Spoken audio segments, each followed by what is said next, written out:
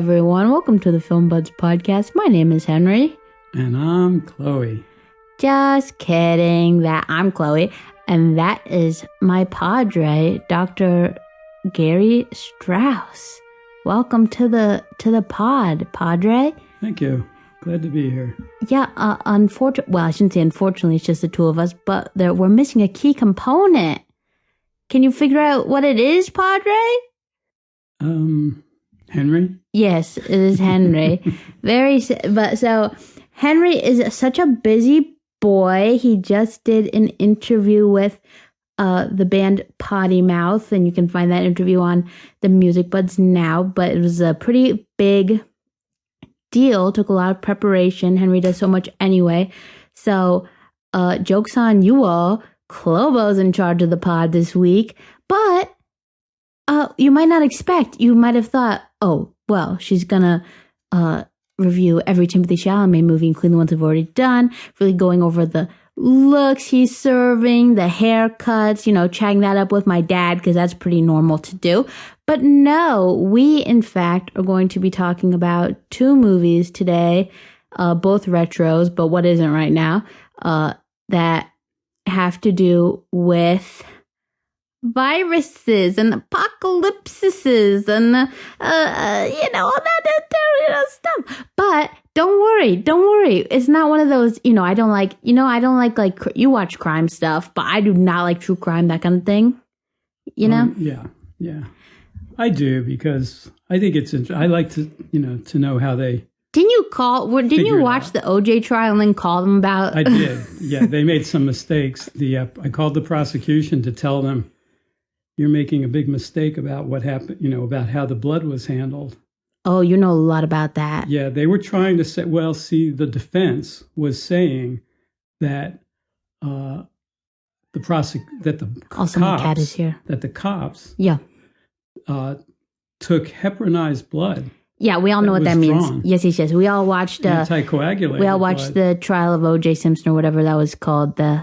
If only Sarah Paulson knew you. Am I right? Now I'm like empathizing with Henry a little bit. Okay, understanding what it's like. Okay, having to move stuff along. Things to do.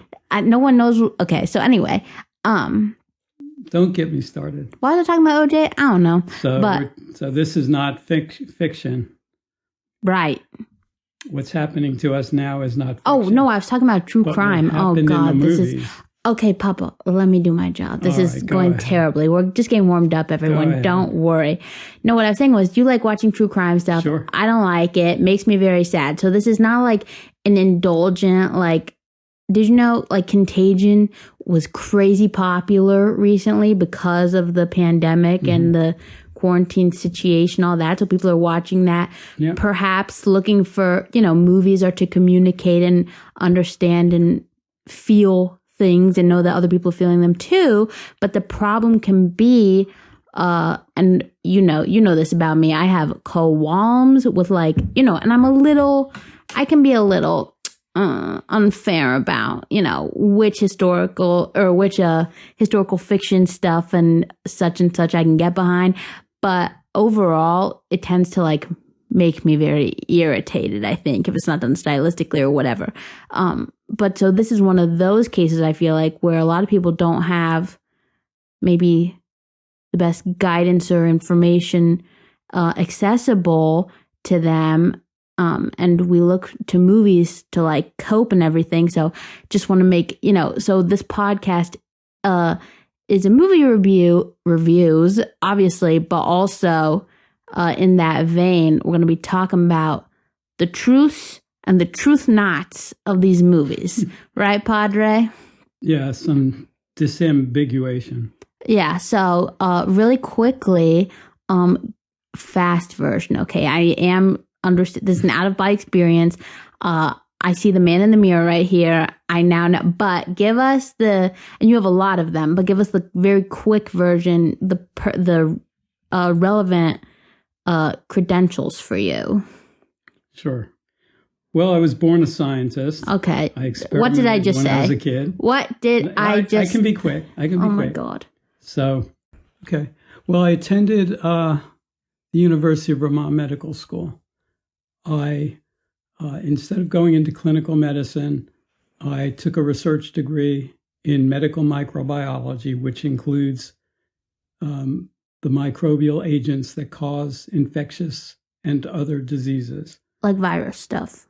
Virology is a big part of it. Mm-hmm. I minored in immunology. Then I decided to take another doctoral in genetic toxicology. Yeah. And was invited to... Which means if people can become zombies. And was invited to do that at Sussex University in the Medical Research Council. Yeah. The MRC is equivalent to the National Institutes of Health here, NIH. Okay, that's wonderful. But at the moment, I'm working on COVID, on a vaccine for one company, on a therapeutic for another, and also am working on a better test to find out whether people have been exposed. This is his audition tape for, I was going to say for The Apprentice, but that takes on a whole other level of bad joke. And if it sounds like I'm being mean to my father, like low-key I probably am, but also we have an understanding, right, Padre? Yeah, my CV's too long. He got me. I'm also old enough that I have a long CV. Yeah, you also have a long draw when you talk, but mine's very fast, so we make it good. Speak slowly. Yeah, we even out pretty well. Yeah. So in any case, so basically we watched the movies the last couple of days in order to review them because especially since I've talked a lot of crap about one of them over the years. And then additionally, we're going to dissect them as far as fact checks because that is really important to me. And hopefully y'all can maybe glean some knowledge from my wonderful Padre because it's a crazy and confusing time. But it's not about like dwelling in the sulk and the misery. You have some hopeful things to say, right? Oh, sure. Zombies are impossible. Always. No, that's nothing to worry about. Nothing to worry about zombies. Don't worry, Will Smith's dog. You are safe. Okay. So the first movie we're reviewing, Will Smith's going on the back burner. Okay. First movie we're talking about is Contagion. So here's a clip. We have 47 cases and 8 deaths as of 5 this afternoon. It's a weekend. These numbers might be low. People are staying home for a couple of days, see if they get any better. So at this point, I think we have to believe this is respiratory. Maybe fomites, too. What's that, fomites? It refers to transmission from surfaces. The average person touches their face 2,000 or 3,000 times a day. 2,000 or 3,000 times a day? 3 to 5 times every waking minute. In between, we're touching doorknobs, water fountains, elevator buttons, and each other. Those things become fomites. Is this something we want to release to the press, respiratory and fomites? And how's the public going to react to that? Hard to say. Plastic shark in a movie will keep people from getting in the ocean, but a warning on the side of a pack of cigarettes... We're going to need to walk the governor through this before we start to freak everybody out. I mean, we can't even tell people right now what they should be afraid of. We tried that with swine flu, and all we did was get healthy people scared. Wasn't that a great clip? Am I right? That was great. Yeah. Okay. So Contagion, Henry, you're great at your, when is it written? 2011 did it come out? I'm doing a terrible job already. 2011, directed by Lawrence Fishburne. Absolutely. I was going to take it out because of my long pause, but that's totally worth it. It's directed by Steven Soderbergh, but I love it. Yeah. He was the director of He was the director, yeah. The director of the CDC, not the movie, but movie. I love it. Okay. So yeah, funny. Okay. like Papa has declared, Contagion came out in 2011, directed by Steven Soderbergh, written by Scott Z. Burns, which is, it doesn't sound like it sounds like a AOL name, which I quite like. Do you think I feel like his email will be like feelzburn@gmail.com. Okay, anyway. I'll email it and see if it's him. Okay, it stars so many people. I'm probably going to forget some because as we talked about, I didn't say what it was about. Healthcare professionals, government officials, and everyday people find themselves in the midst of a pandemic as the CDC works to find a cure. For IMDb, that is pretty good, pretty on point. And it also sounds like today. Well, not the government officials part, I guess. They're not working for much. But in any case, it stars so many people. I'm going to forget some because IMDb doesn't put them in an order, even though you're all important and wonderful. So no shade there. But it stars, Papa, I don't know if you know this, stars Lawrence Fishburne, Yes. Gwyneth Paltrow, Jude Law, Matt Damon. I'm doing this from memory, so I'm going to screw up soon. I'll fill in. John Hawkes. Marianne Cotillard, Kate Winslet.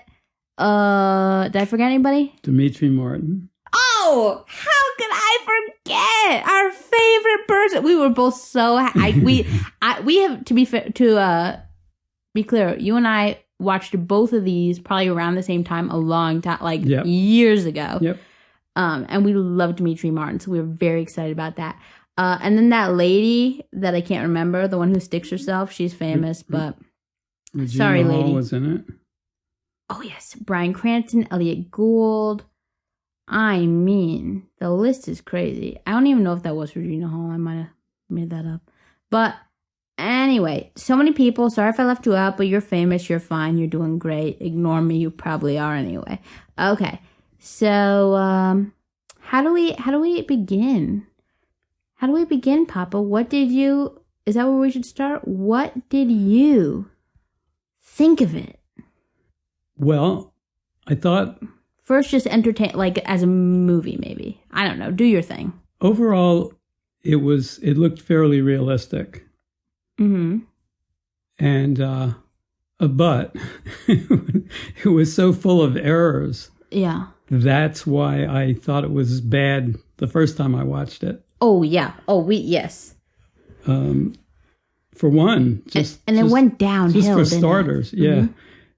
Yeah, the story didn't hold together it could have been told better. But what bothered me right near the start was one person who should have known better, an expert virologist, said that viruses are alive. Oh. He referred to viruses as being alive. They're not alive. No. They require Viruses are not part of life. They're like vampires. They need they need some of that They only do something when they're inside a cell. Yeah. So they basically Edward Cullen's only creepy when he's inside your house while you're sleeping. They take over a cell and use the machinery of it to reproduce. And they do that very well. Well, that is a thing. It's my, to most people, but my biggest thing as far as, because we're talking about inaccuracies portrayed and stuff, nobody wore masks. Like, none of the healthcare professionals were wearing masks. It was crazy. When they wore them, even doctors and nurses on wards weren't wearing them correctly. Mm-hmm. You could see air spaces. Tell everybody real quick, I'm not reading any of you buddies. I just want you to know, because everyone's selling masks and stuff, because of, capitalism and stuff, but a lot of them aren't good. So what are the couple things we need for good masks to know that you are being safe? Okay, there's only really a couple of things you need to know about masks. If they fit properly, and they can't work if they don't fit properly. Then you will smell your bad breath. I know this from experience. What you will notice is, if it's a good mask, hold it up to the light. Mm-hmm. If you see a lot of light coming through, it's no good. No good. You need a very, very small pore size. It can admit some light, but not much. And, telling of all is, when you have it in place on your face, it should be harder to breathe. Yeah. It should be somewhere between 40 and 60% harder to breathe. Mm-hmm. It should interfere with your breathing. Like if an elevator opened, there was Timothée Chalamet, I can't breathe, right? I can. Black Lives Matter. You could breathe in and probably not get enough air. Yeah. And it will probably smell like wet dog. I brush my teeth twice a day. I floss. I don't think people notice their own breath very much. I do. Really? I don't. Yes, it smells terrible. I wore surgical masks for 5 years when I was in school. Papa, you don't have a sense of smell. You're right. It got lost in a chemistry accident, in high school. Okay? Yeah. My sense of smell is down to probably 10% or less. Yeah. So, yeah, you're right about that. Anyway, that's the thing about masks. Just make sure it should impair your breathing. The light thing is really good for people. Fairly great extent. The light thing is easy to tell. Yeah. And also, last thing is you got to cover that schnoz. We love to see y'all's beautiful schnozzes. You got to cover the schnoz. I see people walking around, they cover their mouth, they don't cover their nose. I said, what are you doing? No, even if you have a deviated septum, some stuff is still getting in there. There's more virus in the nose than in the mouth. Also, pro tip, right, is eyes. We don't know. Yeah. We don't know that, but I believe it's safe, much safer to wear eye protection. I think a full face visor is best. Yeah. That's what I use. Yeah. Or goggles. We don't know if the virus can get into the body through the eyes, but I think it's possible. Okay, let's go back to the movie now. Okay. So you got your little notes. Yeah, I don't think I really need them. Once I write something down, I usually remember it. Okay, well. Lawrence Fishburne. When I looked at that on my notes, I saw Lawrence Fishburne was the director. The problem was he wasn't the movie director; he was the CDC director. In case y'all missed that, and I don't know movie directors very. I know a few like Marty. Oh, Marty, I love that. Well, his cousin, is my cousin's, who's a dentist. He's my dentist cousin's, not partner, but no. They share offices. Oh, okay. Yeah. That was the most Jewish sentence of all time. Nah, that's because I was confusing myself, but. Okay. Yeah. And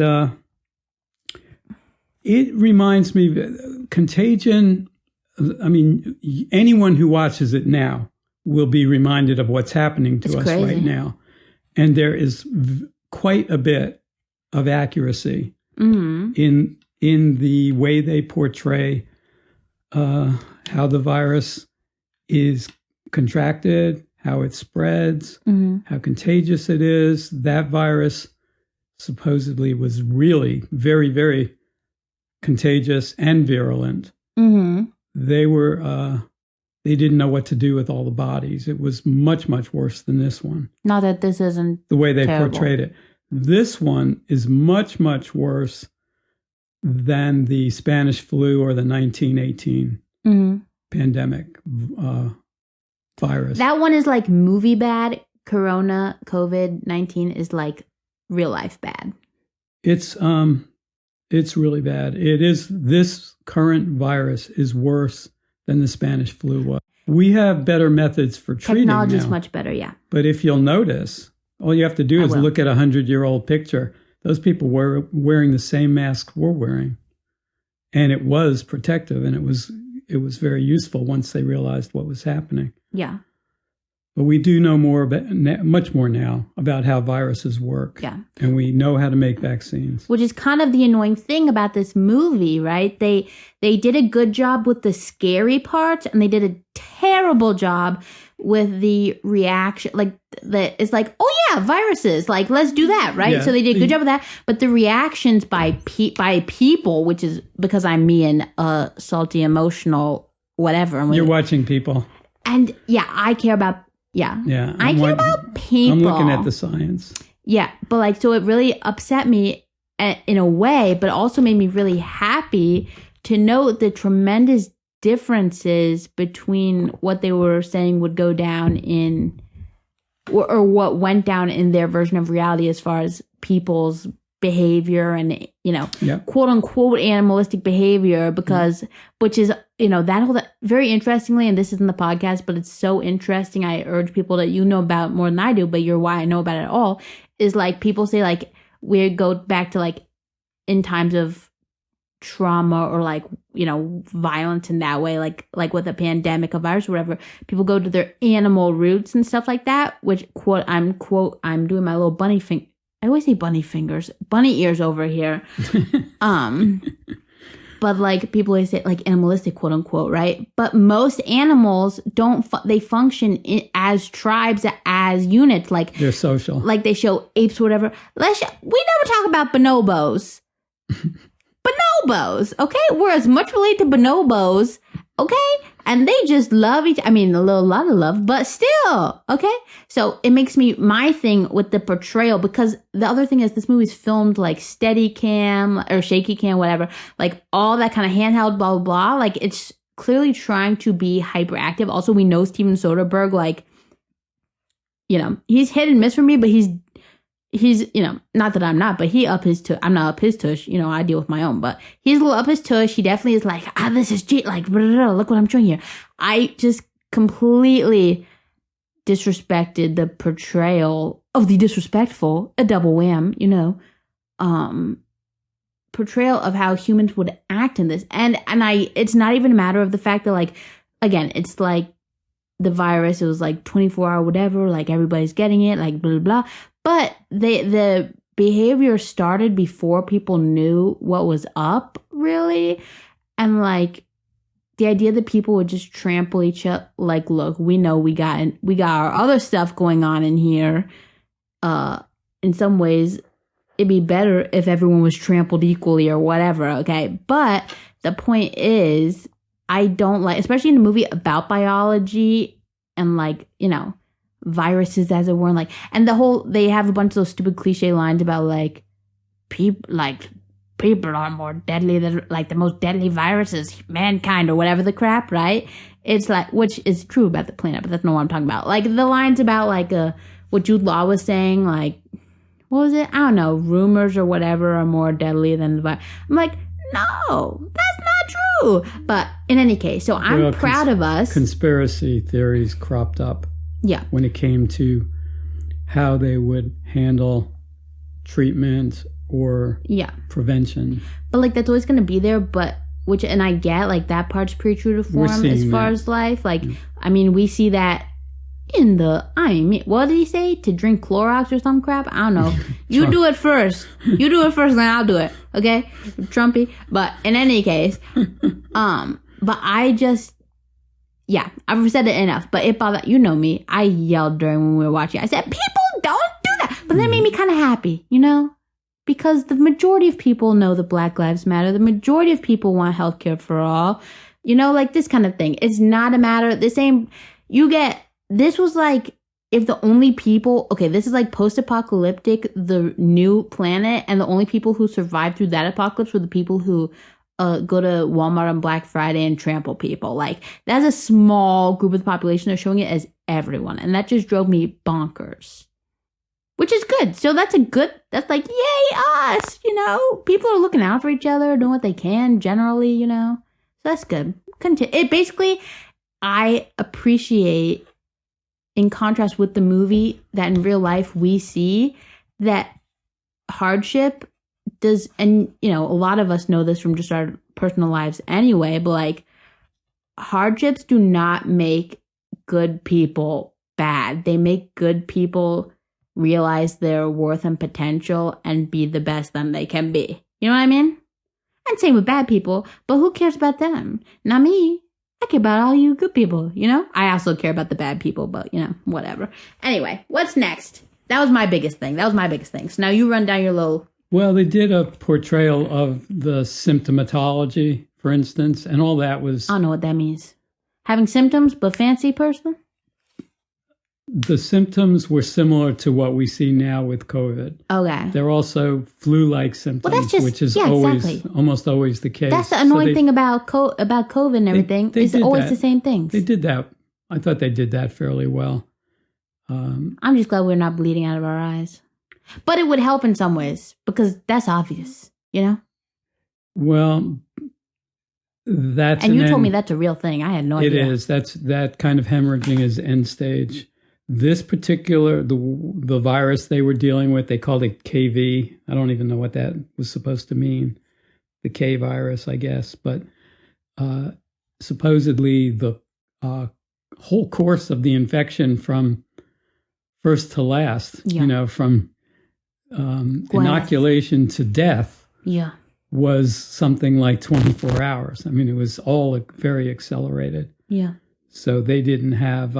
They really didn't have time to react. Well, now there was no treatment going on. Now, this is something interesting that you have actually been on the other side of, as far as Marianne Cotillard's character story. She was the one where they were like they were in Vegas looking at the freaking blackjack tables and stuff. Yeah. Talk about That was for contact tracing. Is They were that looking at the how videos. y'all did that? Is that how that do that? I should say, is that how that That is works? not how that works. That's ridiculous. If I could see it, if this were a better science fiction-y movie, if they were trying to find out where, If this were interstellar level,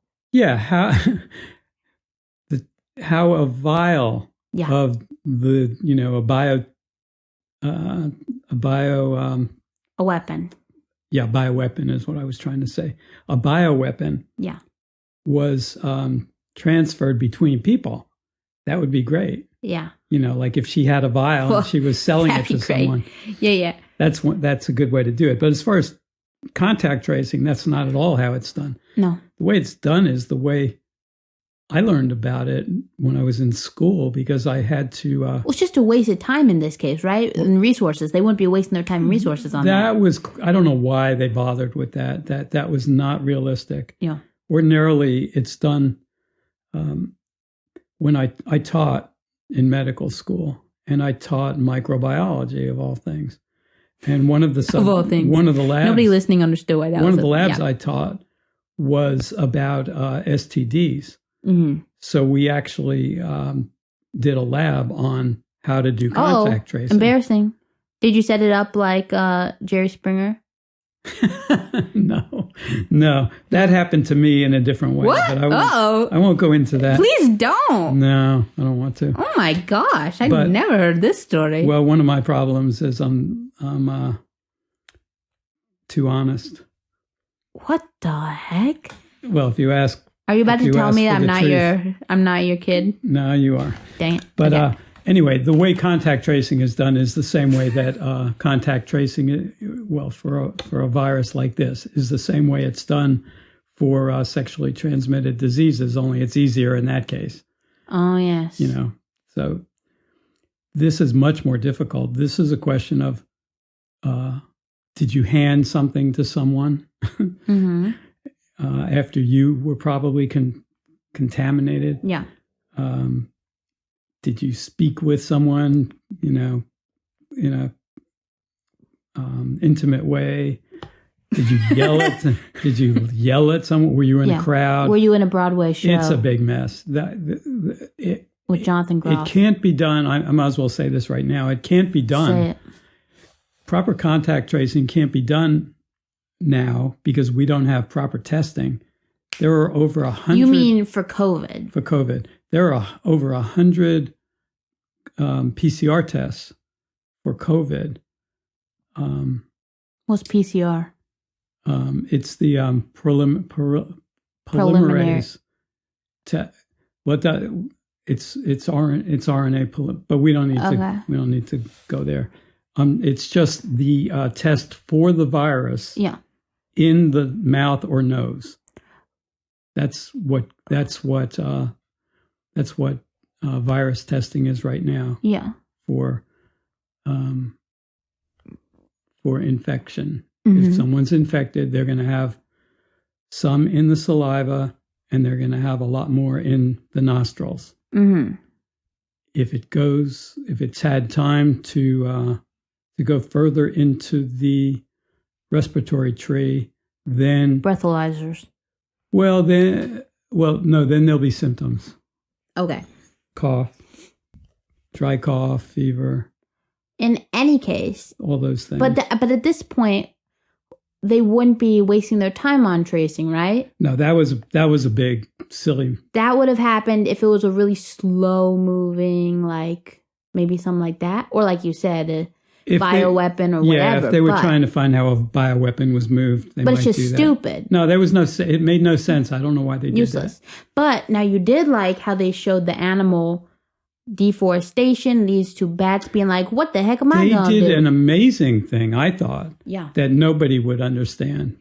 The first time I saw it, I'm not sure I even know. a little sassy there, a little bit Not sure I prone even with know. my intelligent audience, but okay. Well, if we're thinking about climate change Mm-hmm.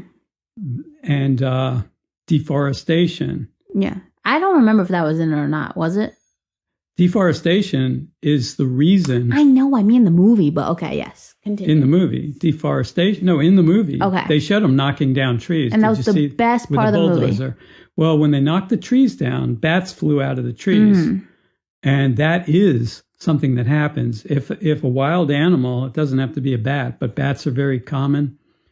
They're the most populous animal on Earth. You're right. Bats are. They're the most. Surprised you sounded. They're the most. What do you say? Populous. Populous, I guess, is the right word. There are more bats than any other mammal on Earth. I know I said right that. Now. Continue. No. Yeah. So then the bat ate a little something, dropped it to the little... The bat is carrying the virus, and it's displaced. Because it doesn't do anything to the bat. It's just something the bat has. The only reason it transferred anywhere is because the bat lost its home. That's right. Yeah. Bats are good carriers. They're actually asymptomatic carriers of the virus. And the reasons for that are complicated. Nobody cares. I won't go into it, but it's because of their immunological makeup. And vampires. Yeah. In part. The other reason is because they hibernate. So like me. What happens is their body temperatures are more extreme probably than any other animal. Okay. I'm not sure, but that's my guess. I think it's a good guess.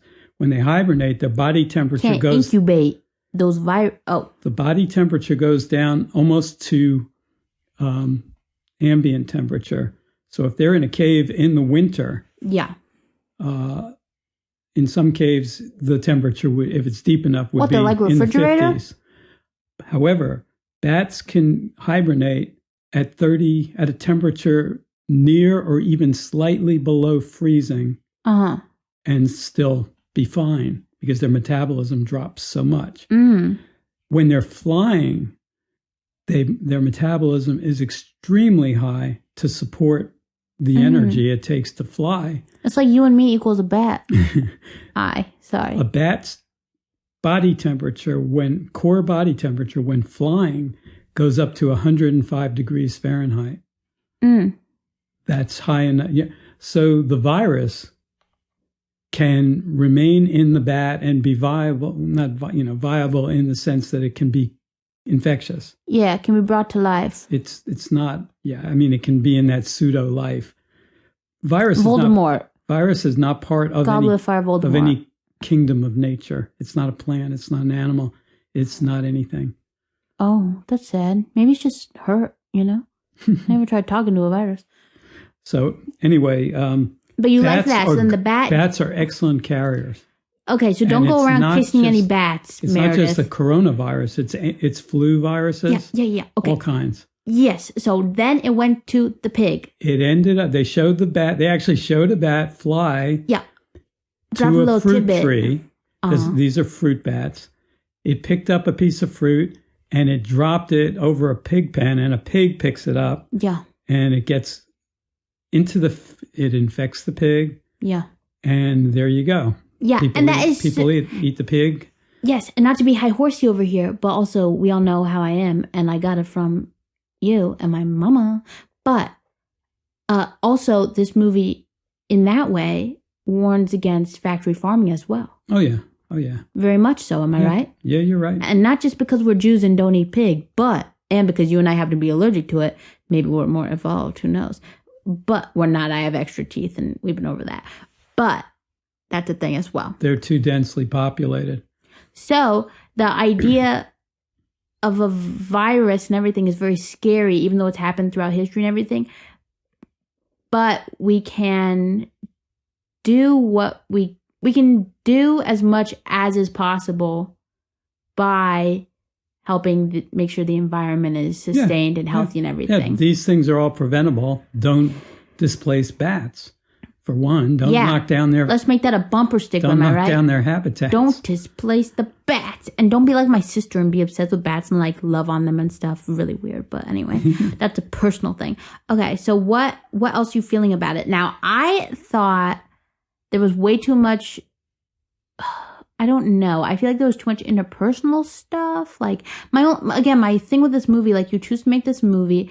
it's known. Like, it wouldn't take much research to have known that there would be another epidemic or pandemic in our lifetime, kind of, right? And also, it's kind of whitewashing, pun intended, because like HIV/AIDS still exists, which is also a pandemic. Am I right? It's an excellent point, because HIV is an RNA virus, like the coronavirus. Yeah.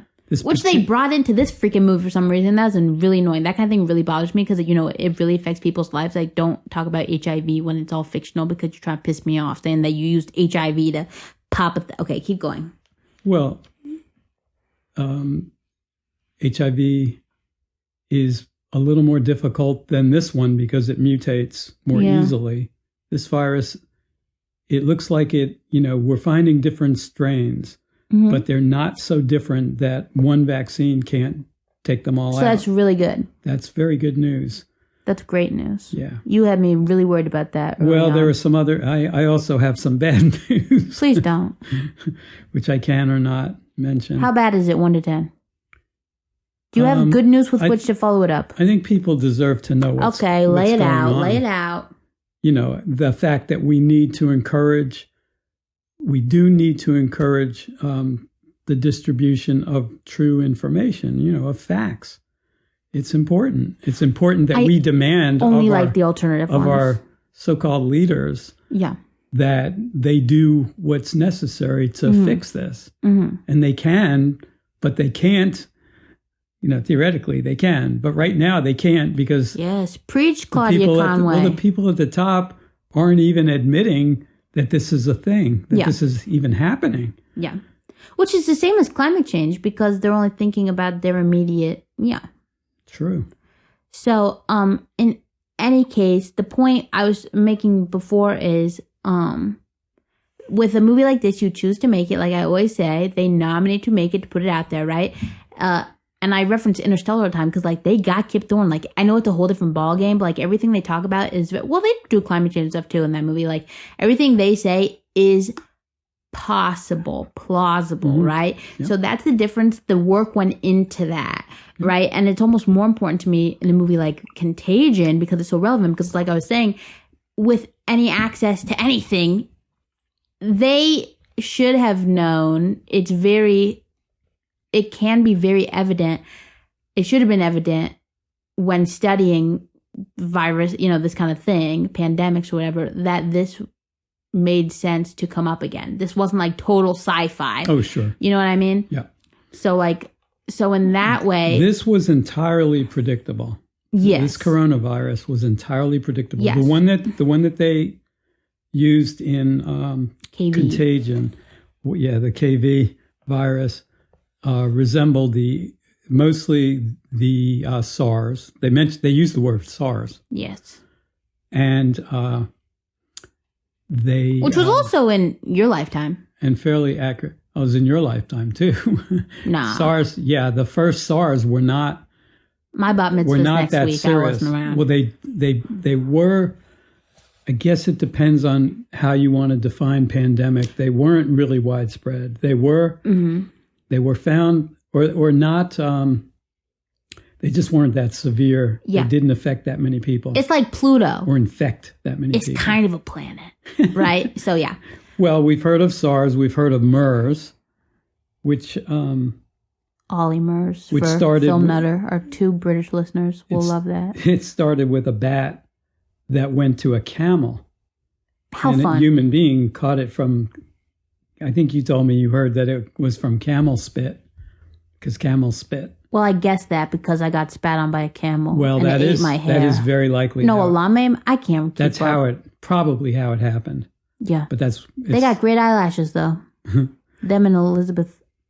Well, that's why it was That's the Middle Eastern respiratory. Okay, syndrome. Gotcha.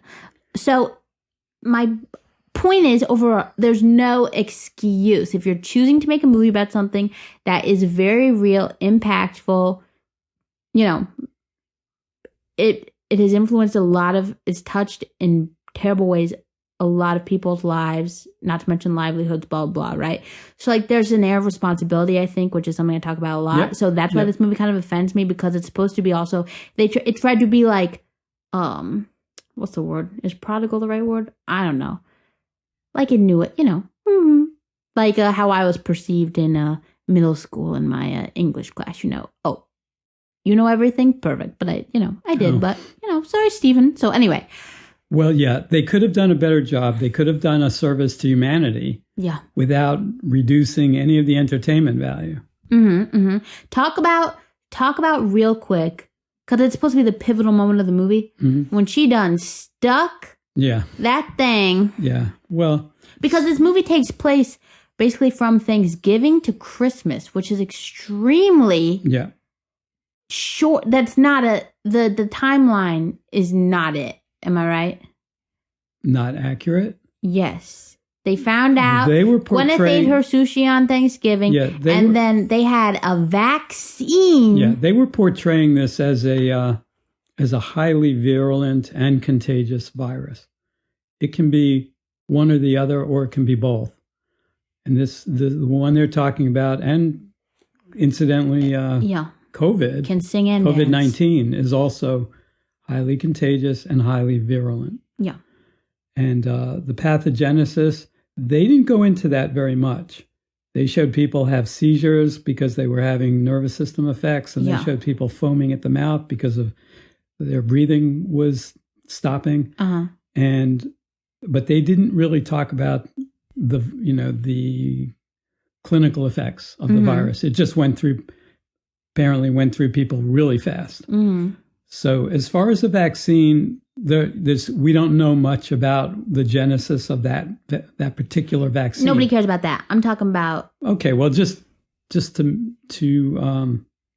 get hit the high points, and I'll talk about what's happening right now at the same time.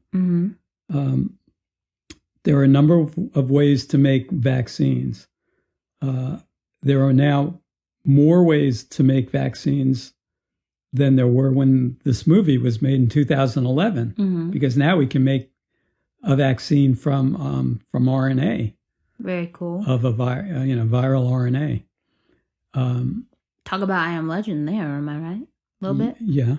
Well, that was that was 2007, but they weren't using that kind of technique. Yeah. But yeah, and that kind of vaccine can be made very quickly and can be commercially produced very, very quickly, because it's made in a vat and it's just letting nucleic acids reproduce. And let's see. I zoned out. And produce the proper peptides for a vaccine. Okay. Anyway, it's possible to make a vaccine quickly now. There's a major problem, though, with testing. You can't just because we need to reference in the movie what we're talking about. All right. So the lady that is famous, I can't remember the name of, but she plays the sister in that movie with Chloe Grace Moretz and Sasha Lane, gay conversion camp movie. She was not a nice lady. Anyway, so she is a researcher, right? I guess with Dimitri Martin, right? Yeah, she worked for CDC. Okay, and they had lots of vaccine things, blah, blah, blah. And one monkey, she gave it to a monkey, and 2 days later, monkey was still kicking, right? Yeah, all the rest were dead. And then what did she decide to do? She want to be Jesus. She decided to stick herself in the upper thigh with the thing, not knowing whether or not she had anything, right? Not that but I know. It probably wouldn't have mattered if she was already infected. But then she went to the hospital, got her dad to cough on her. If I ever tell you to cough on me, that was a really stupid thing. What you do is much more simple and effective. You draw some blood. You got to wait a couple of days. Mm-hmm. You can do it all under a microscope. I would say at least.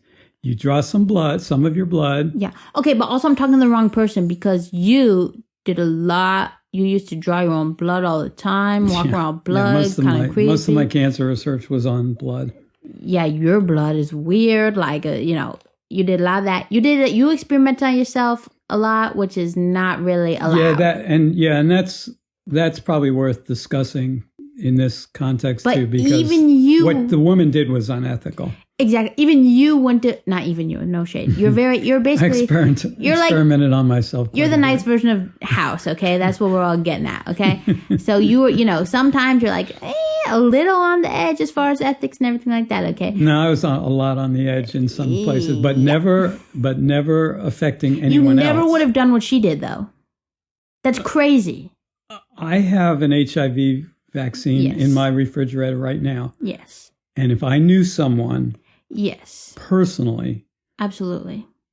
Who had AIDS, not just HIV, but who actually had, and was therefore terminal, most likely, I would, I would inject myself. I would inject myself. To make sure you didn't die.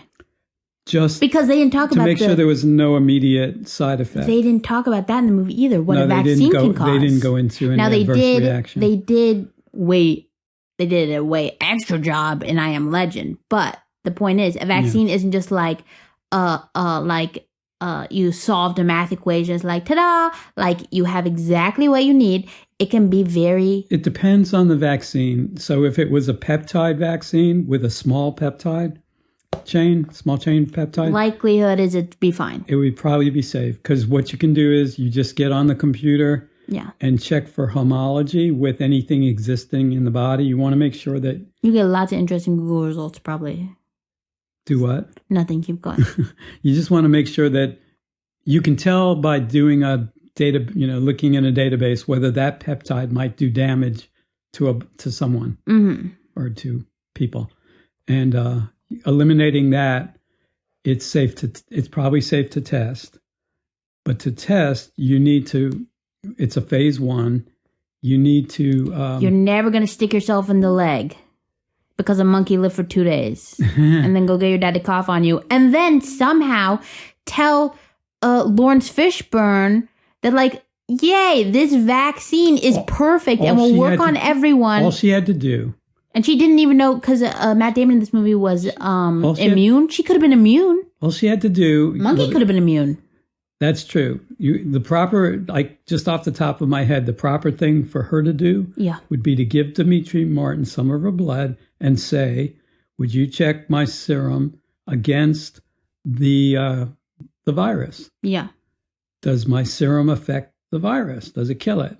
In culture, in a proper, viral culture with mammalian feeder cells.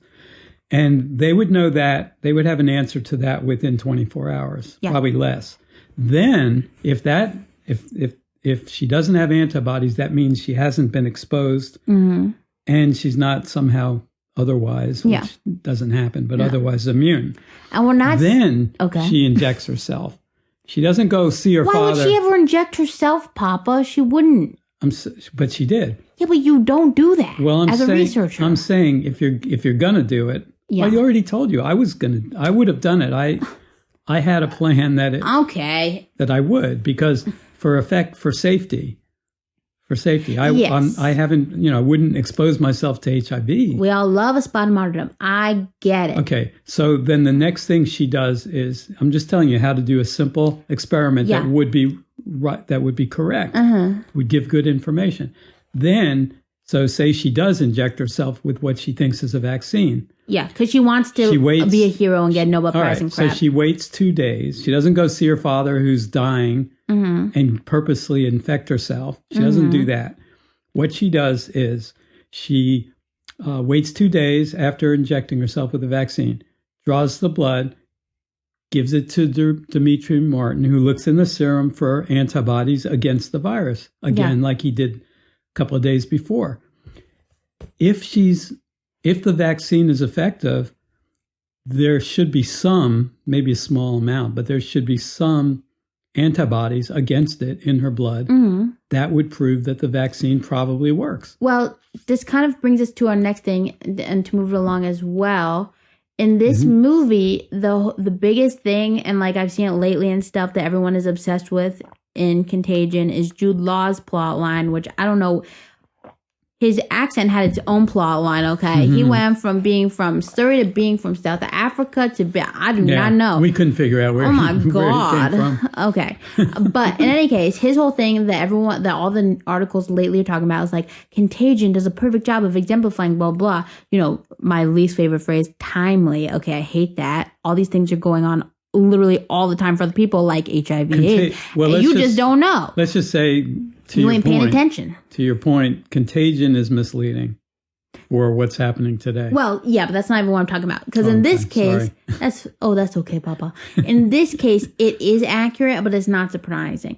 Because as far as Jude Law, because his whole thing is he's kind of a conspiracy theorist, whatever, give or take. Because he's a blogger. Well, yes, he's a blogger, but more so. But so he's a journalist. He calls himself a journalist, whatever.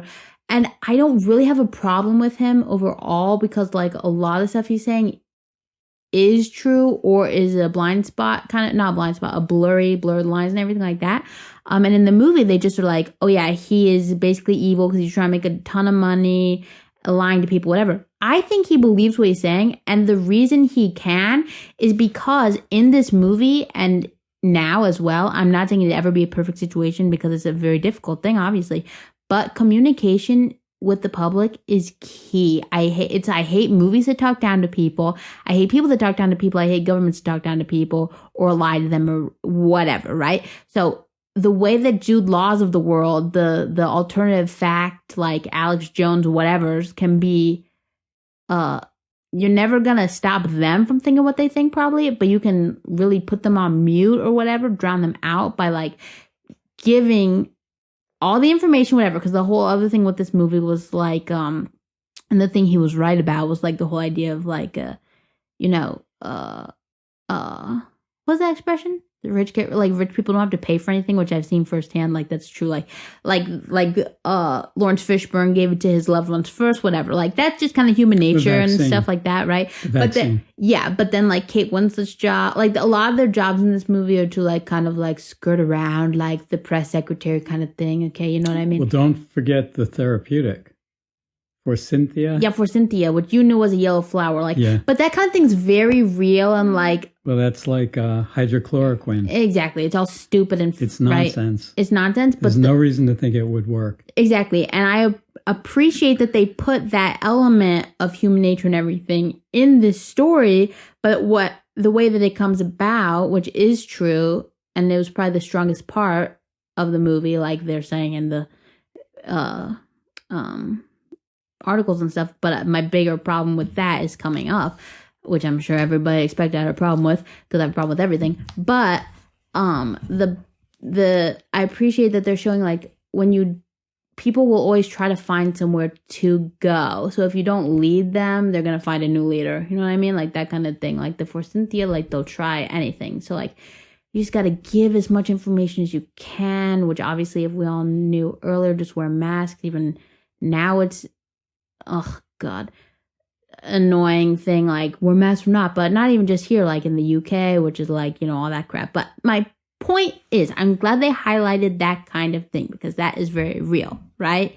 People always coming up with fakakta things of like whatever. But what this movie did to discount all that good work and storytelling and everything, I think, was back to the researchers. Because that, too, was all based as far as they told us, and they use lots of big words. So I'm not saying that they have to go through every which blah, but when they're walking down their hall using their big words that only my dad knows, like, okay, so you're giving this nonsense time, but you're just saying random words. Instead of, what is that word? What's that thing that always gets people, what's that whole thing with, the phone calls and the Mueller thing? No, not Mueller. Post Mueller, the whole thing with the phone call, and it was all what kind of hearsay, whatever. Like because her thing, she was like, oh yeah, I poked my one human being, which I'm not checking if I have immunity or whatever, but I'm gonna poke myself. You coughed on me, I'm fine. Let's make this vaccine. So that has, to me, just as much. Well, what am I looking for? not validity, but like proof, validity, whatever. It's equating it with the Jude Law thing. It's like you might as well roll the dice as far as what works.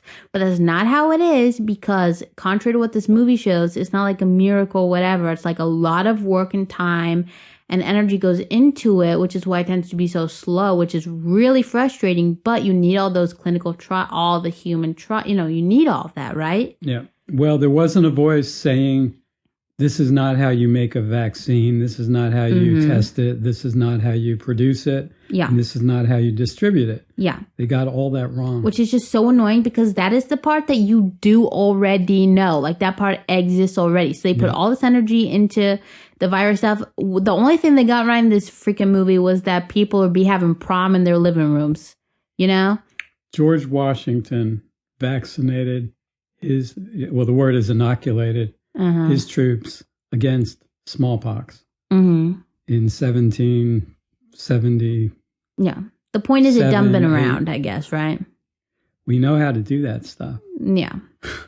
I think they forgot when they made this movie. Yeah. And so that's my problem with the writing, which is obviously what this movie is based around. I think is obviously it's not supposed to be like beautiful. You know, it's not Call Me By Your Name over here. Okay. It's not supposed to look a certain way, but it's all about the story and blah, which is very Steven Soderbergh anyway, like dynamic. Look how we knew it, that. blah, blah. We knew that before the movie started because of all the actors who were in it. Yes. They were very heavy on famous people. Now that's a good point. But and the story just wasn't there, and probably the actors who read the scripts maybe only got their parts. That seems like something they wouldn't have known. Yeah. About the inaccuracies. Yeah. And this, all the important things that they didn't say. Yeah, and it just wasn't.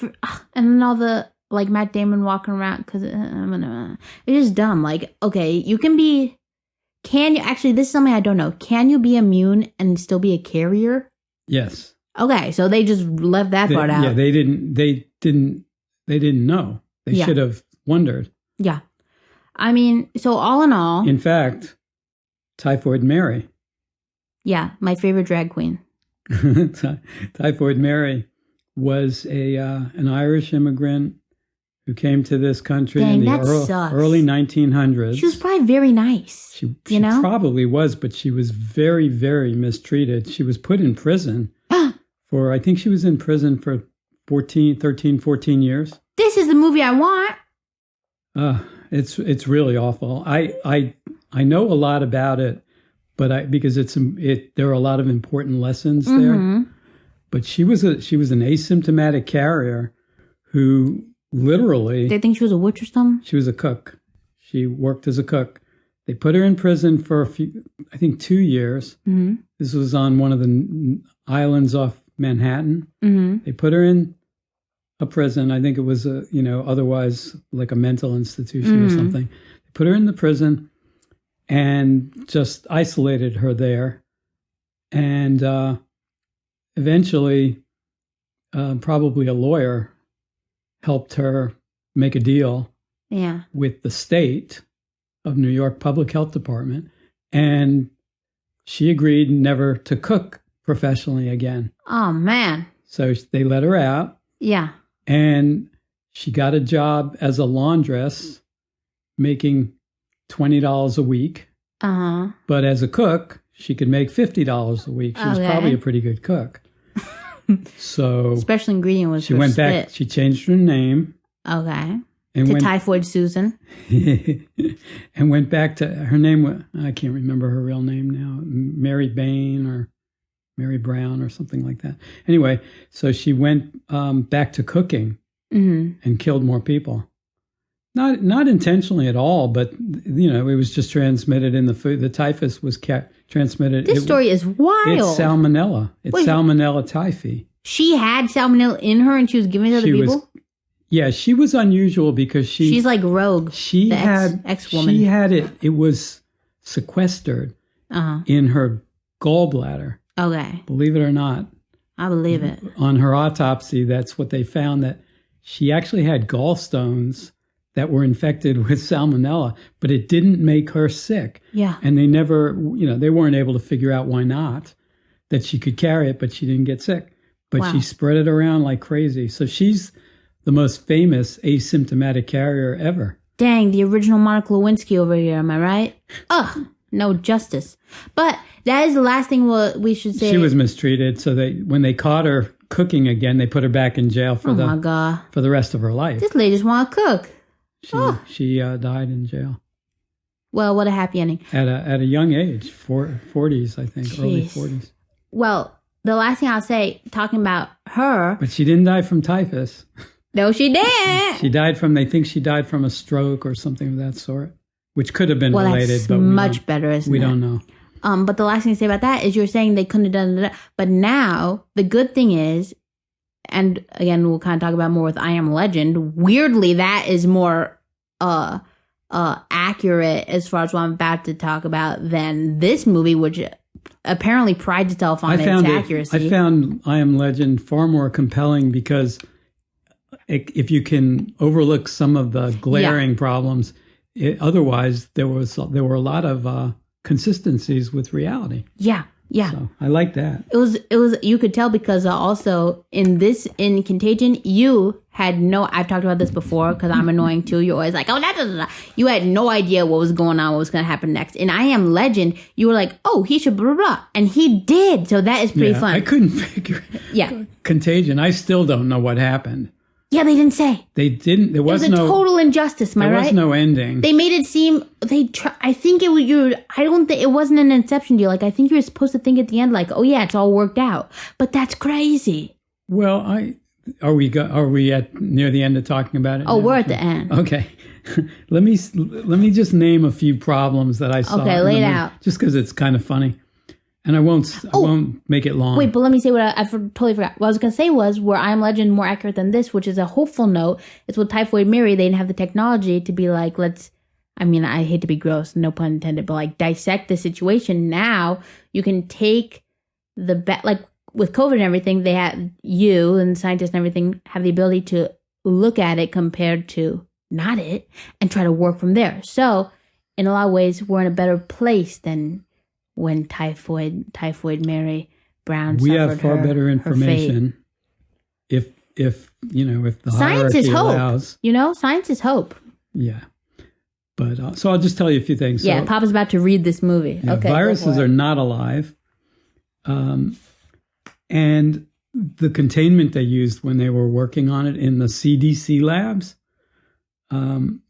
was wrong. It should have been a level 5, not a level 4. Oh yeah, that made you really mad. This would have been the worst virus ever to exist. Yeah. Outside a bioterrorism lab, and I don't think there's such a thing as biowarfare. It's only bioterrorism. Preach. Yeah. Well, I could go on, but I won't. Barely such thing as war. They weren't wearing visors or goggles. That was crazy. There was a very good chance that this virus that they were dealing with would get into the eyes. That's what happened with Kate Winslet. She wasn't wearing crap around anyone. Yeah. L.A. Gould was looking through a microscope he did have a big visor on because he was in a level 4 containment. And like I said, it should have been 5. He also broke the rules, but like you would have done that. That's not that big a thing. How did he break the rules? He wasn't supposed to keep. They were trying to. They said you got to show your thing is too dangerous, even though it's level 4. But he kept working with it. Oh yeah. Yeah, that's not. Yeah, he kind of cheated. He couldn't. Anyway, he couldn't possibly have looked through the oculars of that microscope. Yeah. With that visor on, his eyes were too far away from this. You microscope. Look so happy right now. It's because my dad loves microscopes, so you're literally giddy talking about this. Okay. My father gave me a microscope when I was 7 or 8, and my father gave me an accordion. So that's that. What? You gave me that accordion, that red, white, and blue accordion. Yeah. Okay. Okay. I don't think there's any comparison. Well, I wasn't trying to get you to be a musician. So Kate Winslet says that Matt Damon is safe to other people after being in quarantine. Oh, yeah. But there's no way she could have known that based on what they showed. Yeah. There's no way they could have known. He was probably safe in that he probably wouldn't become infected. Sure. However, not safe to be around. There's no real proof Mary. that there's no Yeah. proof he couldn't carry it around and spread it. Yeah. And they showed who's Bev? Oh, Bev is Gwyneth Paltrow. They showed Bev spitting on the poker chips in that scene we were talking about. She wasn't spitting. She was blowing on them. All right.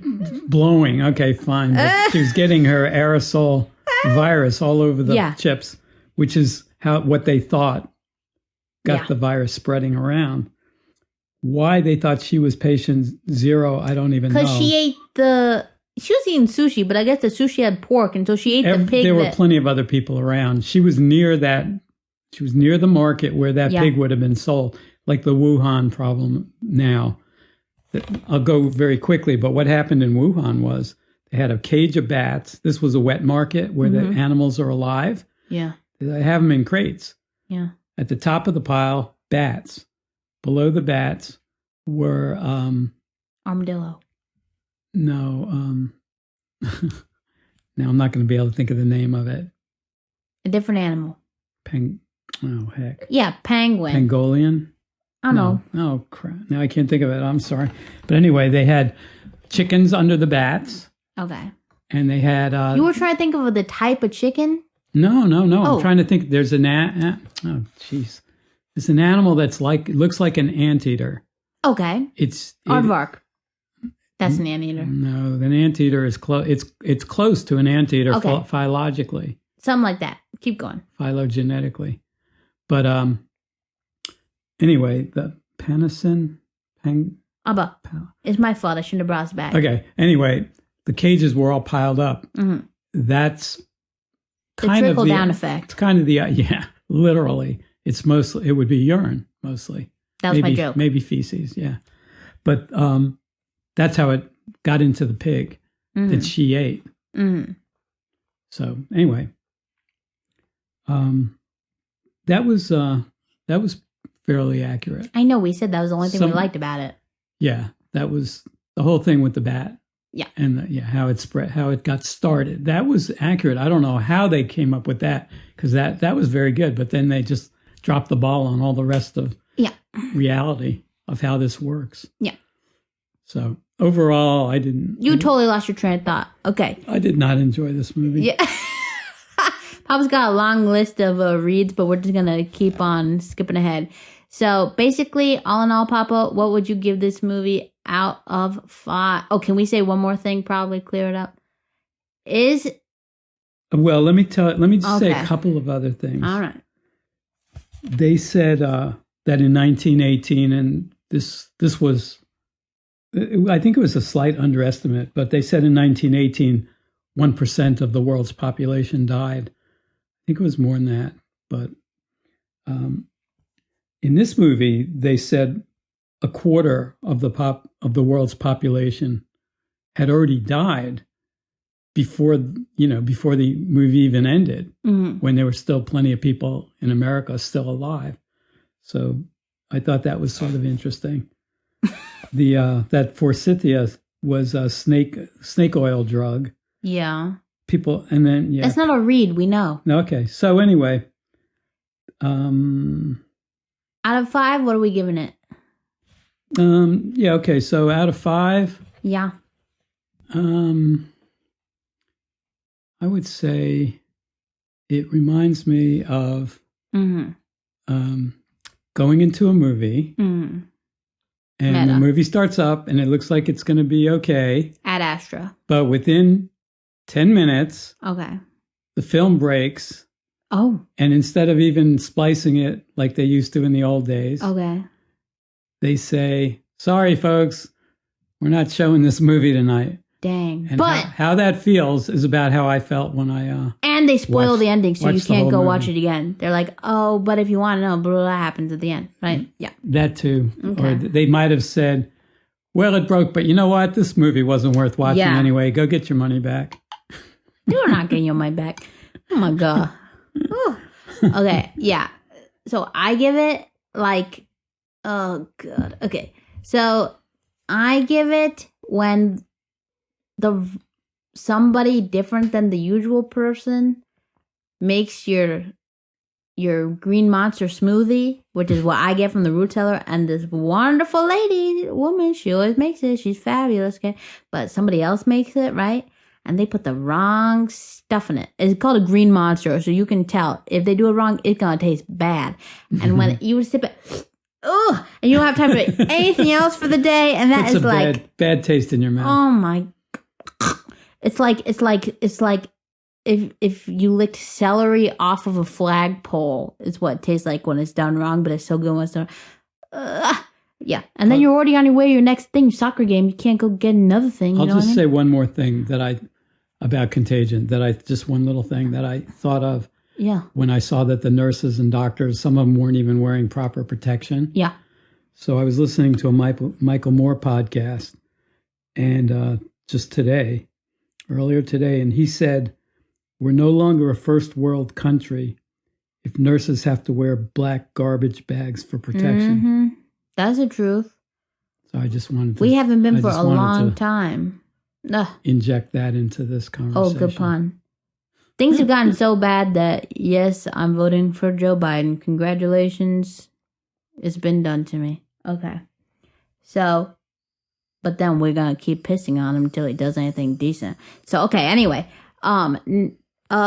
Next, Papa, we're going to talk about something completely different, but also very similar, okay? Mm-hmm. So next thing we're going to talk about is the movie from 2007 called I Am Legend. Here's a clip. Take a listen.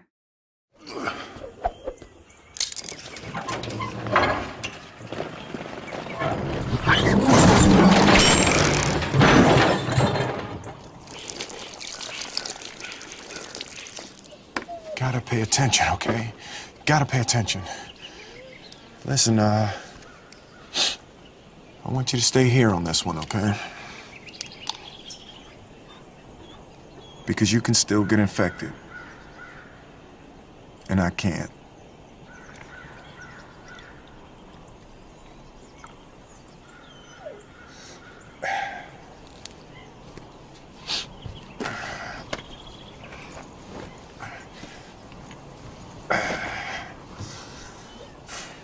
So look, if I'm not back by dark, just go. Okay. That was another great clip, right? Oh, that sounded fine. My guess is that it's Will Smith talking. Probably. Two people in the movie. Okay. So in I Am Legend is, now this cast I think I should be able to get pretty well, right? 2007, directed by Francis Lawrence, written by some Jews, if I remember correctly. Yeah, Mark Protasevich, Akiva Goldsman, sorry, based on the book by Richard Matheson. Interestingly, based on a 1971 screenplay by John William Corrigan and his wife, maybe? Joyce Hopper Corrigan. Wife or sister? For you, it's the same person. You married your stepsister. So perfect. That is true. So this movie stars, as I said, Will Smith, Alice Braga, sorry to her, Charlie Tahan, who's like still around, Sally Richardson Woodfield's in a little bit. We love her. Will Smith. My biggest qualm with this movie is why Will Smith made his baby daughter be part of the disaster apocalypse where her dad. You know what I mean? She was about 4. Yes. Can you imagine? Because at that time, your brain doesn't know the difference between reality and fiction. And she's in this terrible... I don't know why he did that to her, okay? I like her name. Willow? Yeah. Willow Smith. You also like her character's name, Marley, named after Bob Marley, because you did the same thing with my sister. You named her after Bob Marley. That's right. And in the movie, Will Smith plays Bob Marley music and explains how he named his daughter. After Bob Marley, yes. Yeah. Yes, perfect. Okay, so this movie, synopsis is from IMDb, right? I don't know, I don't care. Years after a plague kills most of humanity and transforms the rest into monsters, not all the rest to be fair, but anyway, The sole survivor in New York City struggles valiantly to find a cure in this post-apocalyptic action thriller. He's not the sole survivor. Hey, the dog didn't get a credit. Where's our dog at? Oh, there are two dogs. Also starring everyone's favorite, I would say, animal from anything ever. Starring Abby and Kona. Both playing, they're like the Mary-Kate and Ashley of German Shepherds playing Sam the dog. So, Papa, what did you... We watched this movie a long time ago, but I haven't seen it for a while. So, what did you think of I Am Legend? Well, we watched it a long time ago, probably not long after it came out. Probably watched it on DVD. Yeah. And I did not remember it. And the reason I didn't remember it is because some aspects, important aspects, were a little too outlandish for me. You got confused with the Pelican Brief, first of all. I did, which I thought was a great movie, but I didn't. I'm not good at keeping track of stories. Well, to be fair, we both remembered the end scene, to be fair. And I remembered a lot of it. But in any case, that's kind of neither here nor there. But I should say, I've said this once in a while, Padre, you shouldn't mind me mentioning it because it's like a superpower. You have Asperger's, which makes you, I think, a very good scientist. And the other side of that coin is you hate movies with like zombies and vampires and like I don't know how you feel about werewolves. I don't like werewolves. I prefer, I think the best science fiction is based on reality and stays very close to Interstellar. What's possible. I like H.G. Wells and writers like that because they were prescient. They were smart enough. Aldous Huxley did that too. They were smart enough to anticipate the future. And sometimes very accurately. And I really enjoy people who can do that. It's very impressive. Yeah. And even if they're wrong, at least maybe they're close. Like Freud.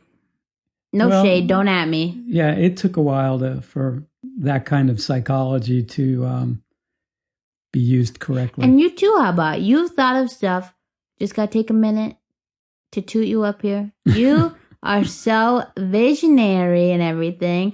Not even when I was born, when my sister was 7 years older than me, 31 years ago. Did you know she was 31? I had no idea. Because I can't do math. We're only 7 years apart. I thought she was 30. Then Mom was like, no, you'd got it. But anyway. Well, you're always going to be 7 years younger. That's the assumption.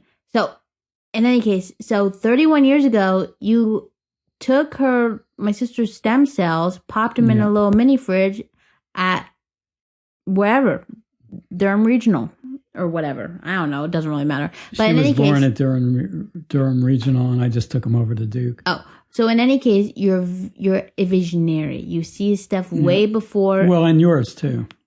I know that 7 years later. Okay, 7 years less impressive. That's what Gemma says about me all the time. Okay. So in any case, you have that ability too, which maybe is why and that's just one example. There are lots, but maybe that's why you revere these kinds of stories so much, in addition to the kind of black and white deal with it all. In any case, so now that we have that out of the way, Papa hates zombies and honestly, things are so crazy right now. My anxiety is everywhere, as you know, like as it should be, I guess, rationally.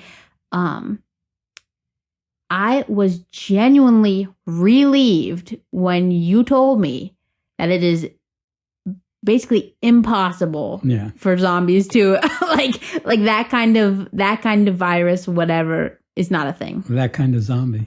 That kind of zombie. I can think of some ways you could actually make a zombie. Please, okay. That's what some people have tried that. Ew, what? Please don't. I don't want to know. Please don't tell me. Okay.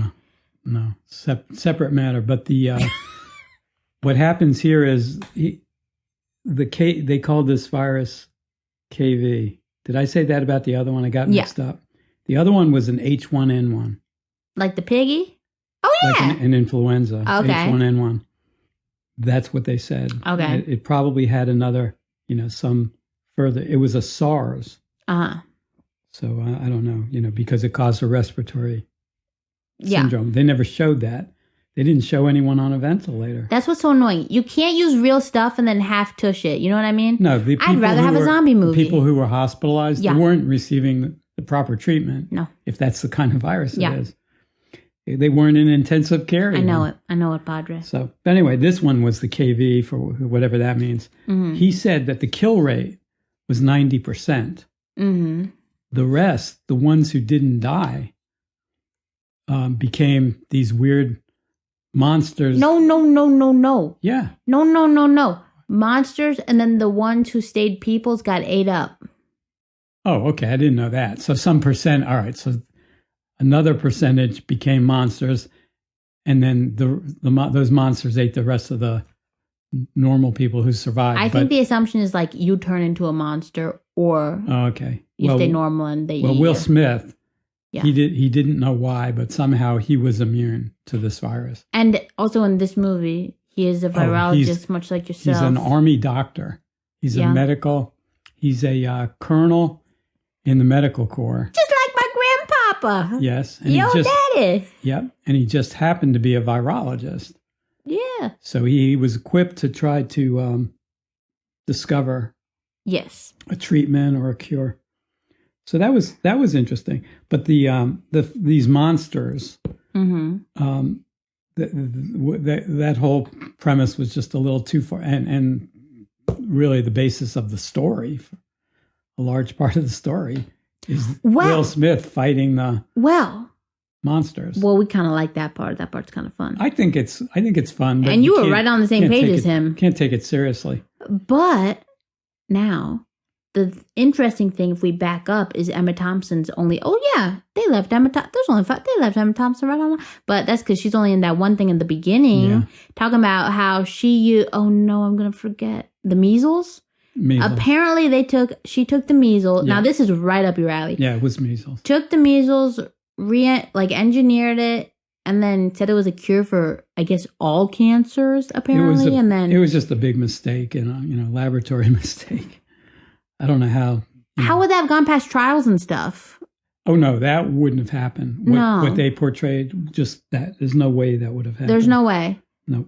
Let alone, Jude Law attacking you and me saying you get autism and narcolepsy from the thing of rude. But in this, that's not, obviously, nothing even close should be something to be afraid of. No. Because it's impossible. It wouldn't happen. It wouldn't get past the rats. This virus, the way they showed these monstrous mutant people, looks like rabies. Mm-hmm. But that's Meredith. That is the the final. It's only like maybe 12 hours. Yeah, it's very sad. Of life. Yeah. With rabies, because these people, they just were their brains were being chewed corroded. Up. Yeah, just melted. Like mad cow, right? Exactly, spongiform encephalitis. Yeah. They don't become superheroes or villains or whatever. They don't have superpowers, right? No. That's definitely not a thing. No, in fact, the opposite. I couldn't even. I was trying to figure out how people in that condition could even survive in any way. Yeah. And we're being much nitpicky, less obviously, but they moved real fast. I don't know, like it's stupid superpower. Edward Cullen. They could move extremely fast. They were very dangerous. They had, super athletic power. Yeah, powers. diamond skin. Yeah. However, had sunlight. Yeah. Big part of the story, they were photosensitive. Yes. Photophobic. They couldn't be in the sun or even in any light, probably that emitted. Oh my God, photophobic, like vampires. I'm really on vampire. Yeah. Because hate sunlight, but also hate getting the photo taken because they ain't gonna show up. Wow. That's a breakthrough, scientific breakthrough if ever I heard. So, my only point. A lot of viruses that cause encephalitis also cause photosensitivity. Yeah. Including measles. Yeah.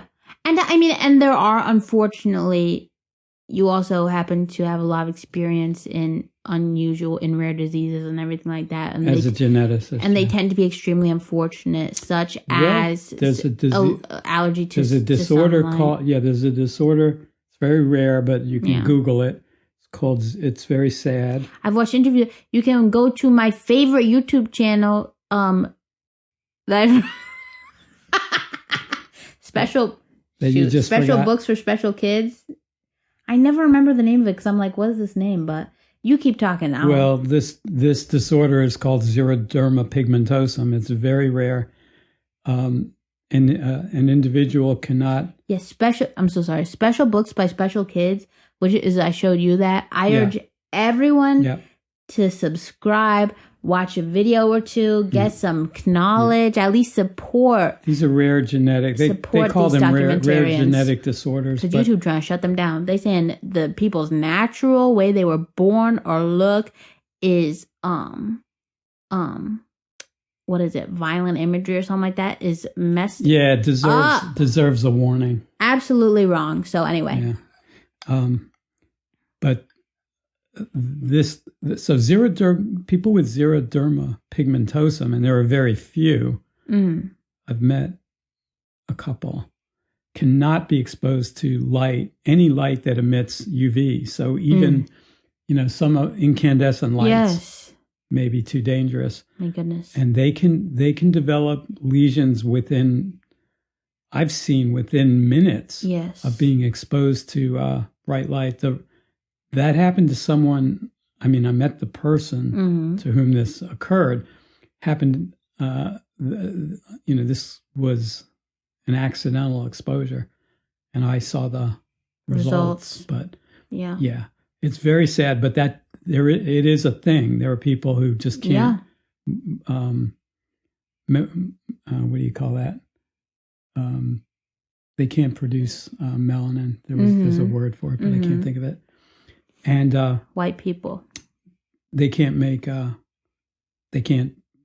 get darker from sun exposure. I mean, everybody does virtually, except these people. Some people with albinism may. I gotta move you along, Padre. Okay. So anyway, that was another aspect of these monsters.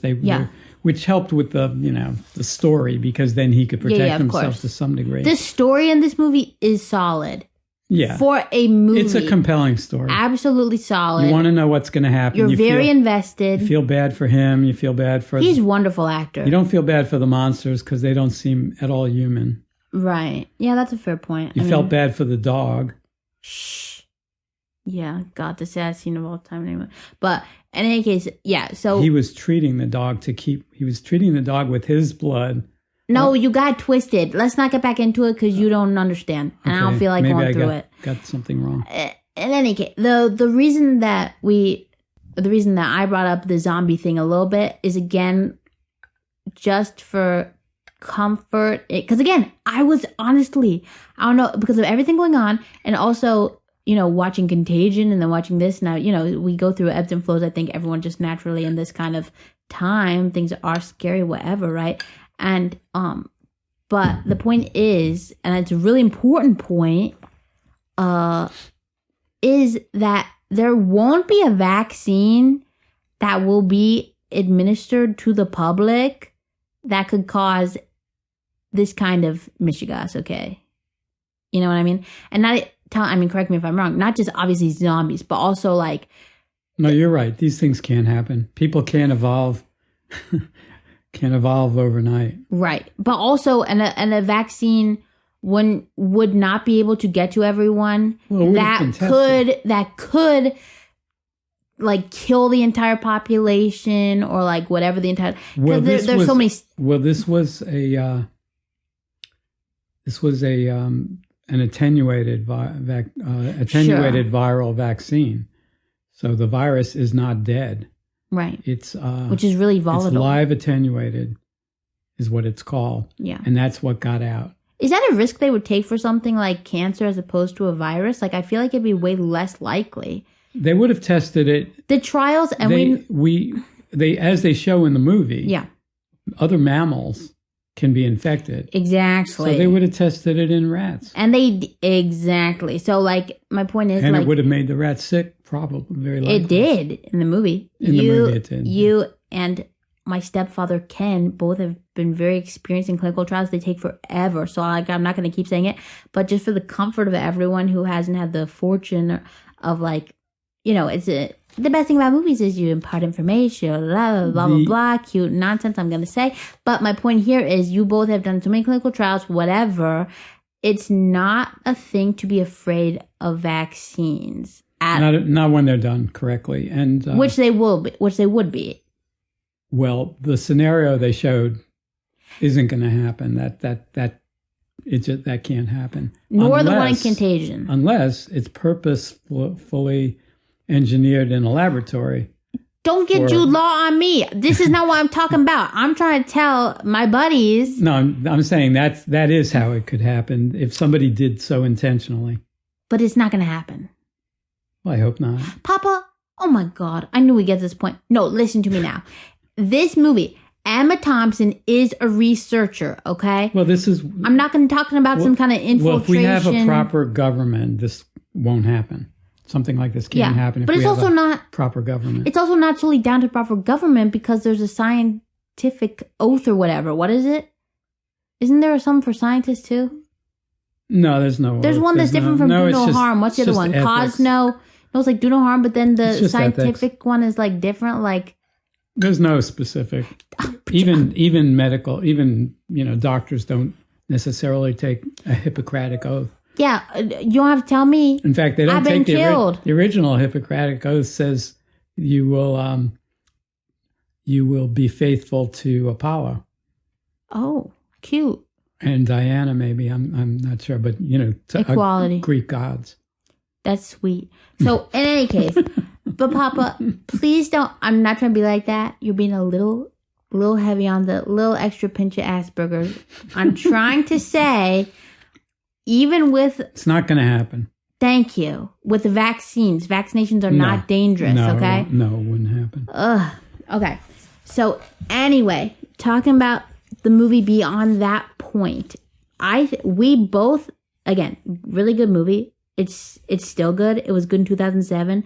I was happy the CGI is bad because I was scared enough, okay?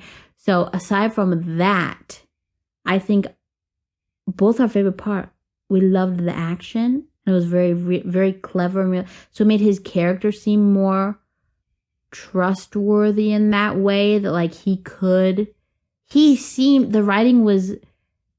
writing, his arc, his behavior, his everything was like, yes, this man was the guy. Like he was basically in charge of New York City or whatever. Like it made sense that he is like a genius medical colonel, blah, blah, blah, right? Like,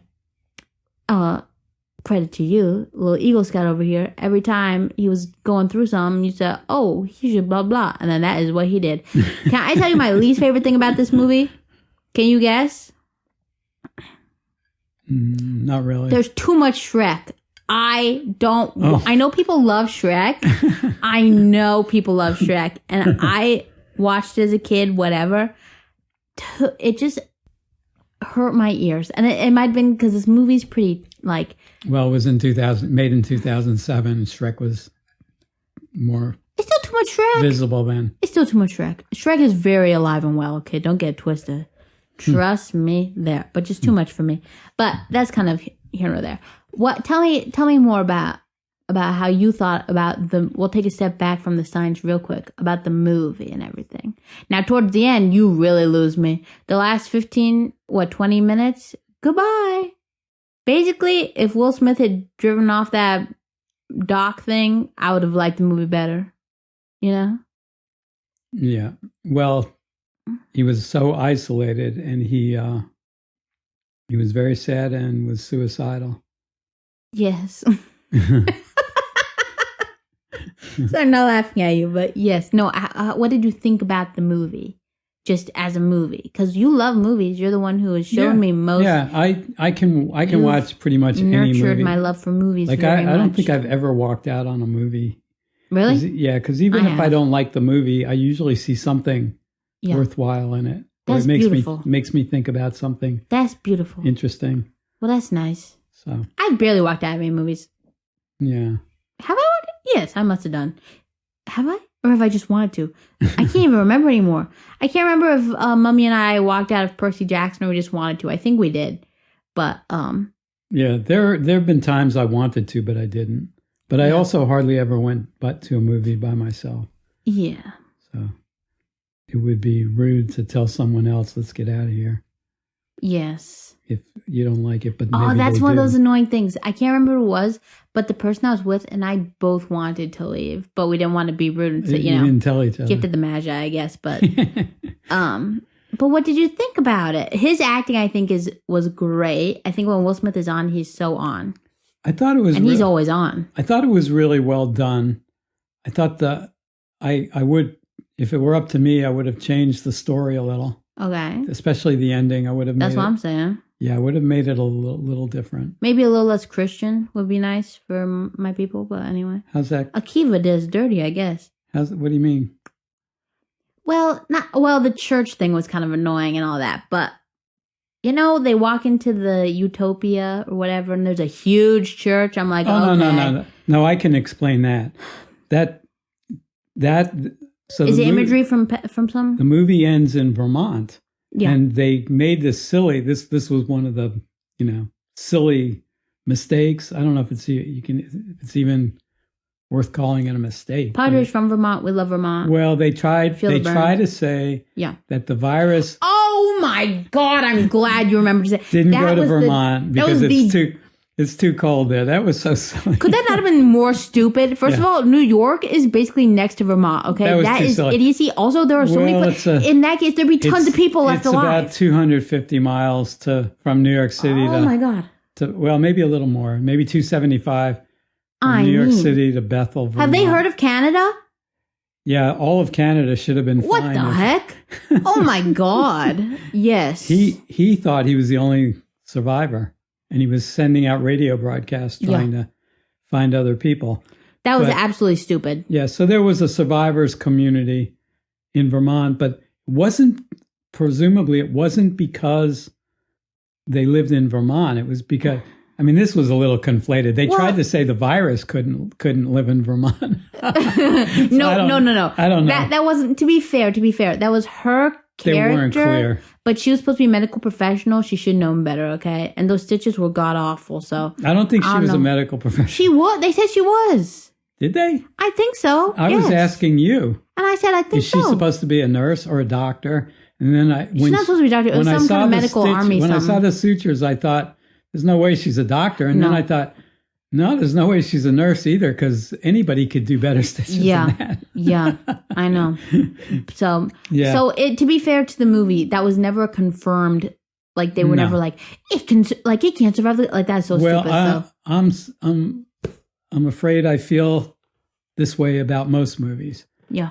When I've seen the movie, Yeah. sometimes even when I've seen it twice, I think pretty much always have thoughts that I think would have improved the movie. But that's fun. That can spark creativity. To improve the movie. Well, that's why I like watching the movies, because Yeah. I'm not usually just passively watching. I'm actively thinking about what I would do if I were making the movie.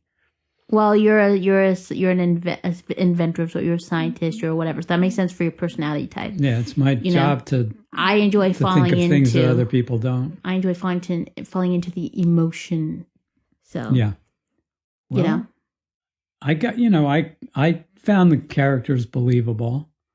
Yeah. There were only a few, so it was easier. That's true. But I always thought Will Smith was a good actor. I always liked him. Yes. He's not a scientist though, Scientologist. Don't get them confused. That is pretty bad. But they portrayed him as a pretty good scientist, as a pretty good researcher. Yes. And I can talk about a few random things that are Please memorable do. to me. Please do. Well, I liked the way he found a house on Columbus Circle, one of those mini mansions that You're tripping. He didn't find it. I'm telling you, he you lived think he there. lived there? He might Yes. have. I guess it was he his might daughter's have. room and everything. You just forgot for a minute. He lived there. That was his house. Well, I didn't know how long he lived there. He said the time that it, picks up, time that's things that are happening when we start watching is supposed to be 3 years later after everybody else, virtually dies.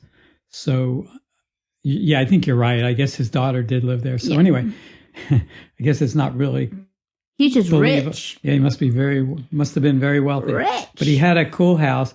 But one thing I noticed that he did, aside from setting up quite a sophisticated laboratory, which is so weird, in his basement, was he went over to the Met and picked up Van Gogh's and some. I think I saw Gauguin and some other really nice paintings that I've seen in the Met. Yeah. You liked that? I liked that a lot. I thought that was so good. I liked it, and also to remember 2007. Okay, sure. Well, it was a detail, but We've I just seen thought it was good. since then. And they didn't make it. They never referred to it. They didn't That's point the to good it at thing. all. It was only in the background. You're exactly. That is the difference. You're right. So I thought that was great. I liked that. Yes. And he had good equipment. I liked his equipment. Okay. And the experiments he was doing, Stupid. From what I could see, I couldn't really tell what the heck he was trying to do, but it looked like a lot of the, at least the way. I liked that he was wearing a camera on his eyeglasses, so he was recording everything. I should go back. It wasn't stupid. I appreciate that they didn't try to use a bunch of those Latin words that you use. I don't know, like they did in Contagion. Like it didn't try to fake it. It was just like suspended disbelief. I like that that it wasn't like he was, saying, random words. Like when I pretend to do French, like, you know what I mean? Like, so I take it back. I like that they didn't say that stuff. Okay. Keep going. What else? I don't know. I thought a lot of the action was pretty cool. I thought it was kind of, in some ways kind of senseless too. Sure. I like shooting when he was shooting. Yeah. That was ridiculous. Yeah. This is one of your biggest problems. He had what looked like it's an assault rifle. Yeah. With a regular magazine, not an extended magazine. By the way, the Film Buds, no guns. We do not support guns. I know about guns. I don't own any. I used to when I was a kid. I know. I know you shot somebody. I know how to shoot. I'm a good shot. Or you shot, got shot. I shot my friend with a bow and arrow by mistake. In the heart. Like Teddy Roosevelt. In the sternum over the heart. And I got hit with a ricochet. Yeah. From a .22 rifle. Yeah, bow and arrows don't kill people. But I'm a good marksman, and I know how to shoot. Yeah. I thought I was going to end up in Vietnam, so I know. I did a lot of practicing, including with a crossbow. Film buds also do not support the Vietnam War. Okay, continue. No, I didn't. I wasn't going to go. I know. Anyway. Muhammad Ali. Am I right? No, he didn't go. But that one thing that bothered me was the clip he had doesn't hold more than 32 shots, 32 rounds. It might be less even, but they showed him shooting from that rifle with that clip. Yeah. Something like, had to be hundreds of shots. Yeah. And that was I just thought, come on. Yeah. That's much less realistic than zombies. So in a good, most good movies, they're more where that really is important. Whether I don't know if they're more careful. Police or soldiers or whatever, they usually show them changing, reloading. I mean, yeah, it's not like they have. I mean, I'll kind of give it to you because this movie had so many like contraptions and clever things. Like, yeah, he made the traps that he made were pretty cool. Yeah, a little Eagle Scout over here. I liked this movie showed the like emotional toll and like all that kind of stuff without like over the top. Like it was never over the top. But I really didn't like the end. It might just be a personal preference, but I didn't like all the. And this comes from me. I'm an emotional. I function off of emotion for better or worse, everything like that. But no matter what your beliefs are, like God, not whatever, like that kind of thing. That's not my point here. It's just like. There's such a small scope of the movie, like the confirmation, especially like it was almost like the whole movie ended up being to use this scientist to like get faith, like disavow. Is that a word? science and be like, oh yeah. Or like something like that, kind of like they work together kind of thing, you know what I mean? Which, because of a butterfly tattoo, okay, I would go to any Midwestern state and find the nearest, I don't want to make those jokes because you're right. But anyway, my point is, I didn't like the ending. I thought the ending was so weak, and it was really good all, until then, and very, poignant and everything until then. And I just thought the ending was really kind of closed off. And again, it's not a matter of faith or anything like that, because, for instance, I don't know when this came up, but Moshe Kasher, as you know, one of my favorite comedians. You like him too, don't you? Sure. Yeah. Yep. He and Natasha Leggero. But anyway, he was saying, once he talked about how he gave a toast at a wedding, and he was saying, like, no matter what you believe, like, whether fate brought them together or just like the minute chance in all this, flux and everything, either way, it's like incredible to behold, an incredible thing. And so that might have been a nicer angle than like the opposite to me. But as far as storytelling, I feel like they just really like put all their chips on one. Yeah, I thought that was a little on one thing. That was kind of forced. The Square, reason, whatever. I didn't even catch when they showed the little Vermont. It's supposed to be Bethel. Mm-hmm. It didn't even occur when they showed that scene. The church didn't even have an effect on my thinking, because every Vermont town, even the very small ones, have at least one church. Usually it's a Protestant, but sometimes, like my town, which was 256 people when I lived there, had a Catholic church and a Protestant church. Well, you can't drive. So it's not unusual. You see a green, a town square, and one or two churches. I know, but I'm not being like Every super town. Annoying here. It wasn't like there was a church hanging out. It was like they opened the gate and it was a church, and the bell was ringing and the kids were running out. Okay. That's all true. I thought that was kind of weird that they just tried to spring that on us. It's like low-key rude because it pretty much went over my head. And because the lady who comes into Will Smith's life, and I guess is basically like Jehovah's Witness, and like is like, do you know about God? Whatever, like that, right? And because that's all she talks about, it's like da, da, da, da, da, right? Which again, fine, but then the direction they take the movie is like, oh, well, he was a tool. She needed to get there. Why? We don't know why she needed to get there, not him. But like, it was just, it was very narrow. It became very narrow. And just kind of... It was not a satisfying ending. No.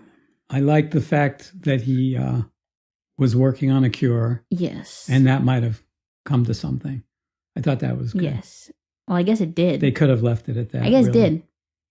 And the voiceover at the end was kind of weird, and the whole thing with the record. But anyway, so it definitely had some plot holes, but overall, I think a very entertaining movie. For action and suspense. It was good. I think it's a little dated. Like, I think a lot of the stuff now would be called tropey, like, which...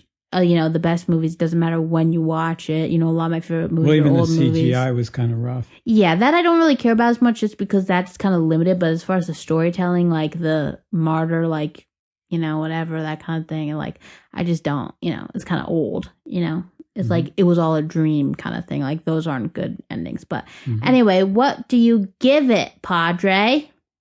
What do I give it? I give it those like confetti poppers, like they're I don't know what's that called? I guess a confetti popper, right? Yeah. And so you pull the thing, it's like, and it's like the confetti, obviously, but that's like, okay. Yeah. You got to clean up the confetti off the ground, and you're like, yeah. You're like, oh, this took a toll on the, you know what I mean? Yeah. Yeah. Well, I'll give it, let's see. I'll give it 4 shooting stars. Okay. That. Because they're dying. Now you see them. Yep. Now you don't. Okay. Yes. So pretty much like your confetti popper. Okay. Yes. Because shooting stars are almost the same. Are dying. But at least I used some stars. Stars. Yes. Okay. I love it. Do you have any other little notes there you want to get away? You're good. This No, has I been think- wonderful. I think that's pretty much. Is there I think any that's other education, briefly, any final things you'd like to share? Having talked about these two things, I think the biggest lesson from both these movies is not to fear, but to be proactive in the good ways, right? Yeah. Like, do what you can, but don't worry about the rest. I would say, As it were. I would change that motto a little bit from, don't worry, be happy to don't worry, Be careful. be careful. Yeah. Don't worry, be careful. Yeah, because it's not hard to be careful. Like we already talked about the masks. And those really do a lot, A visor is really helpful. It's very Now, simple. you They're don't not mean- expensive. You don't mean golf visor. You mean plastic coverings of your face by way of little headbands, Yeah, they're the facial visor. Yeah. They're actually, shields, or whatever you want to there's say. one brand that's called Face Shield. Give the name of the best mask, the N90. The Well, not the N95. best that normal people should have. Well, you can get the best mask is an N95. It refers to particle size. And it's not the one with the release valve that you see. I don't think they're wearing them in hospitals anymore. They shouldn't if they are. Because that's one way helpful. That's help yourself, don't help anyone else. That helps the doctor, not the patient. And that's not what we're about at the Film Buds. No, That's not useful We should be anyway. about it as a society. Yes. If everybody wears masks, everybody is safe. Well, Yeah. let me say safer. Safer. Safer. The masks haven't been tested extensively because it was never really necessary. I think some good is going to come of this because they'll probably have developed better masks. Some good comes from everything. You've learned, don't you think, Papa? You've learned that sure. through science. Oh yeah. And that's coming from. Better to learn from other people's mistakes. Okay, But well, you that's certainly not quite learn- what I meant. But you certainly learn from your own mistakes. That's not quite what I meant either. I just mean the art of science. You have seen, unfortunately, in many ways, some of the most upsetting, unfortunate, bad things this world has to offer. But I think, has there ever been something you've seen that presents zero anything that could be good, period? Like devoid of anything good? Well, anything that's invented for good can be used the other way around too. Papa, are you kidding me? You're really going to end with that? But Jesus Christy. but that's not usually what happens. Oh my God. Okay, I'll pretend I'm my dad for a minute, and this is the sentiment I would like to leave off with as what I meant to say, okay? I just misunderstood you. What were you trying to say? Anything. Yeah, just ask me again. Okay. I just got misheard. I should say, from my experience, including what you've told me, I know that you've seen and dealt with just very traumatic, unfortunate, just mostly darkness, right? That's right. But isn't it true, especially by way of science and by way of people seeing what there is and wanting better and everything like that, isn't it true that every single piece of our world, even just as far as science is concerned, has a sparkle of hope and contributing to the betterment of the future and society as a whole? Yeah. One of my favorite ideas along those lines is the exception proves the rule. We usually find out how things work by finding out what's going on when things don't work. So if someone has a rare genetic disorder, we do everything we can to help them. But while we're at it, we find out much more about how things normally work. Or they're supposed to work. And, as you know, I also believe everything exists on a spectrum. Yes. Every disorder. We're all connected. All of that. Yeah. So, So there's, there was a lot. I think the overall message was hope. And that, hopefully, is the message of this podcast, buddies. Even though we talked about the Rona, and it's not great, but it's got sparkles of good. The situation does have spark. Not to dismiss all the sadness, but good thing. We're figuring it out. Phoenix from the ashes. And we're going to learn a lot that will help us deal with future contagions, and to help less people suffer. We'll just get it right next time. Things will get better this and better. time, but we'll get a new government, and they'll get back to work. We get some health care for all. They'll get back to work with doing what is needed for public health. Yeah.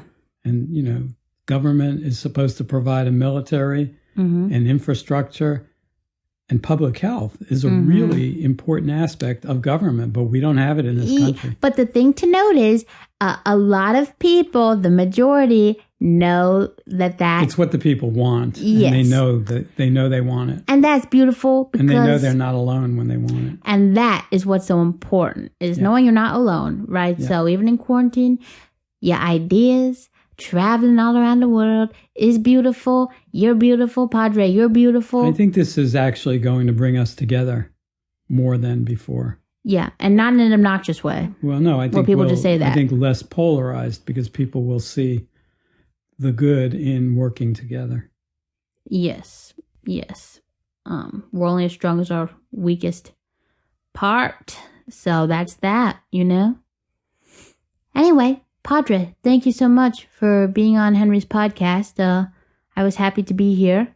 Well, happy thank to you be for with having you. me. I hope I did okay.